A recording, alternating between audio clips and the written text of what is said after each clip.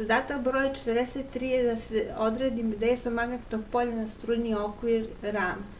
Neka se strujni okvir dimenzija L1 i L2 nalazi u homogenom polju indukcije B. Tada na okvir deluju sile koje teže da rotiraju RAM. Pored njih deluju sile FAB i FCD, koja se nalaze u ravni okvira i koje teže da sabiju ili razvuku RAM, što se eliminiše krutošću RAM. Sile FAD i FBC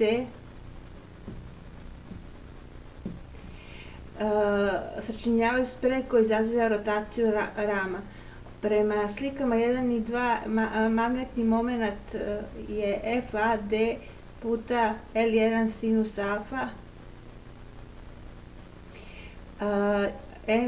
kad se zameni FAD, to se znači IB puta L2 puta L1 sinus alfa, pošto L2 puta L1 to su dužine ovih stranica rama, jednako površini rama, onda je M magnetni moment IBS sinus alfa. Spreg sila je takav da teži da okrene ram tako da alfa bude jednako od nuli, odnosno da ram zauzima prav ugao prema vektoru magnetne indukcije.